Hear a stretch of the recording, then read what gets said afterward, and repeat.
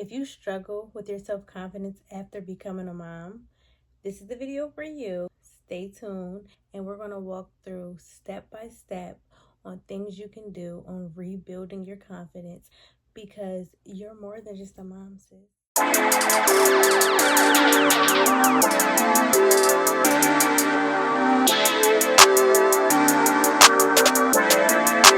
Perfect. Hey guys, my name is Latira. Welcome to my YouTube channel, and today we're going to be talking about how to rebuild your self-confidence after becoming a mom. If you felt like your self-confidence have taken a hit after becoming a mom, you're not the only person. Believe me, there are so many people who go through this.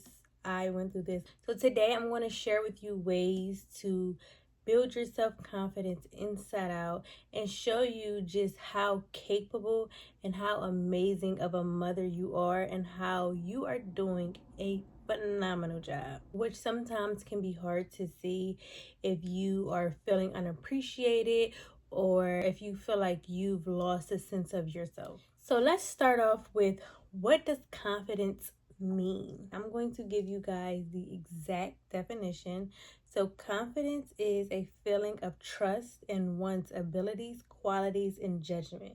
So when it comes to self-confidence, you have to trust yourself and treat yourself with kindness and respect regardless of the outcome. You know you did your best, and that's all that matters. And that's all you can do in any situation, is do your best. And as a mom, it can be hard because parenting comes with no handbook, and you are literally doing the best that you can and trying to lead your children on the best path. And I'm not just a mom, I'm also a stay-at-home mom, which is also hard in itself too, but it's very rewarding. So being a stay-at-home mom does not mean that you are not contributing to your household or contributing to society in any way, because you in fact are. Like, you're raising your children for the future, like the future world that we have to live in. You're raising them to lead and run this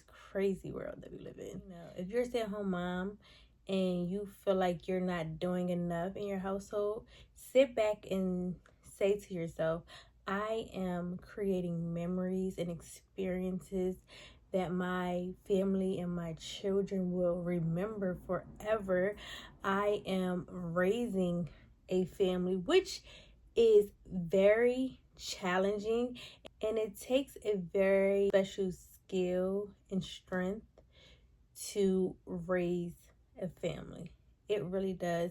And that's an accomplishment in itself. So give yourself a round of applause, and trust in yourself, and treat yourself with kindness and respect regardless of the outcome. And the truth is, we cannot allow others to define our worth. It's up to us to define ourselves. The good life, the love, and the respect that you give your children, you deserve too. And don't let nobody tell you otherwise. So as a mom and as a stay-at-home mom, you can easily start to feel frustrated, burnt out, and start to feel self-doubt within yourself. And those feelings are very valid. Don't let anybody tell you that those feelings are invalid, because that's what a mom's supposed to do, and etc, etc, etc, etc. Let me help you turn those feelings into positive ones. Feeling burnt out is real. When you're so wrapped up in being a mom, you begin to forget about yourself and taking care of yourself and pouring into yourself.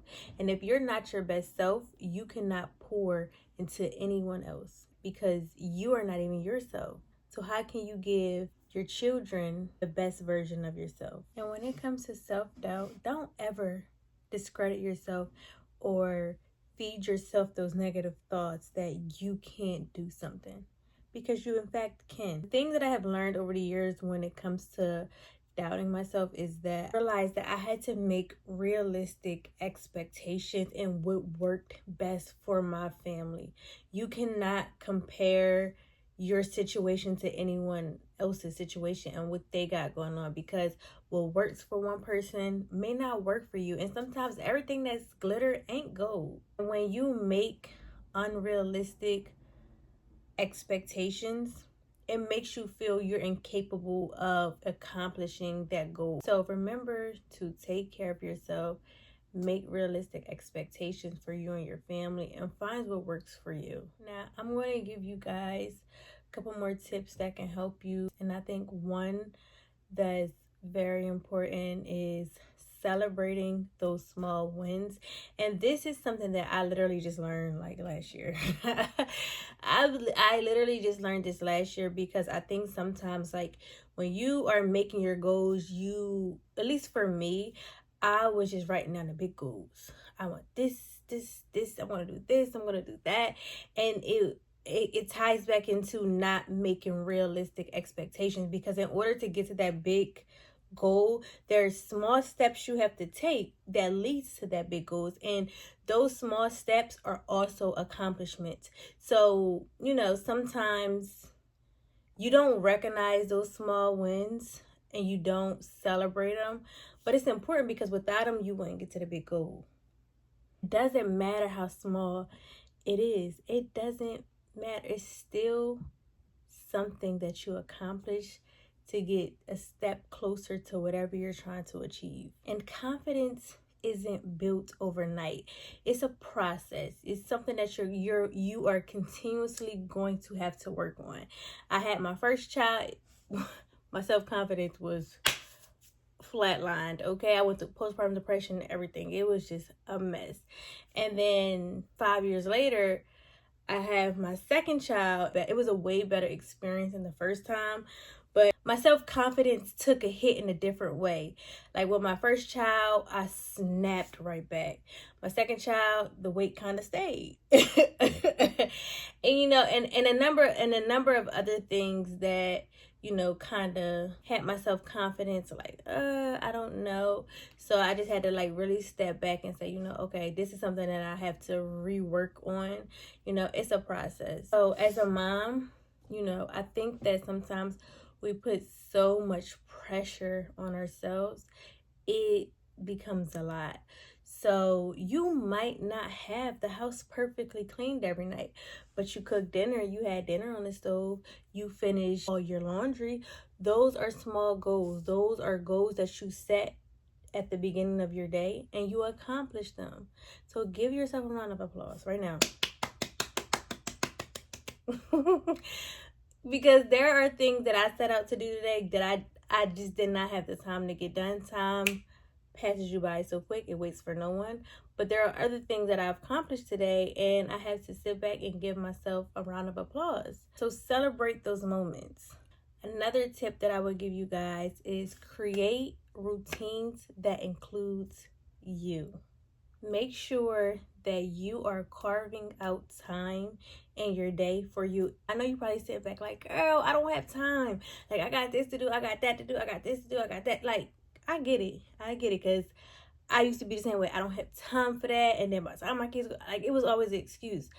But you can literally just take 10 minutes out your day to do something for you. It could be something as simple as journaling, coloring, scrolling on TikTok to get a good laugh. Like, whatever it is that gives you a sense of yourself, do it.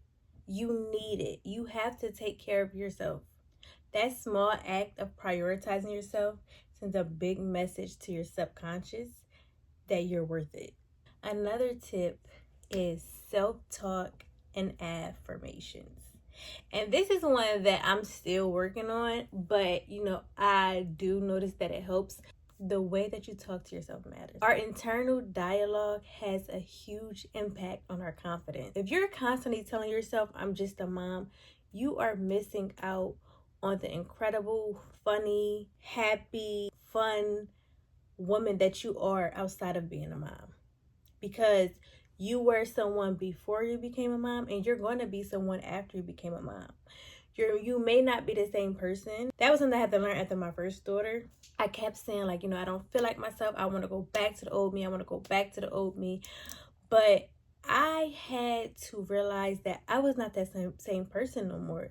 As you grow, you are going to change and you have to readjust and you have to relearn yourself. You are the person that I was before I had a child is not the same person that I am after I had a child, because some of those things that I was doing before are not things that I'm going to do now as a mom. So I had to really sit back and relearn me and accept me for who I was now becoming and not keep looking for that old person. One thing that can help you is affirmations, and I have an app called I have my notifications set up whereas though it sends me affirmations, I think maybe like every hour, 2 hours. I don't know how I have it set up because it comes very randomly. And I really don't get on the app because it literally sends me notifications and it comes down and then I can read the affirmation as it sends me notifications. So that's one way that that can help you start building up those affirmations. The app is called I can try to link it down below, and I believe it's free. I'm going to give you guys a couple affirmations. So I am amazing, I am beautiful, I'm more than just a mom, I am doing a fantastic job. Those are some examples of affirmations, and pick affirmations that you feel will best help you build up your self-confidence. Share below some affirmations that might help me and might help other women who are watching this video also. So to sum it up, building confidence as a mom start with acknowledging your value, celebrating small wins, prioritizing self-care, and speaking kindly to yourself. It's not about perfection, but progress. And you deserve to feel confident and empowered. So let me know in the comments what steps you are going to start using to help rebuild your self-confidence as a mom. I want to know. Or share some other tips that you may use or may have used previously to help with building your self-confidence, because it can help me, it can help other people. So share below. Hope this video was very helpful to somebody. So make sure you like, comment, and subscribe for more. Until next week.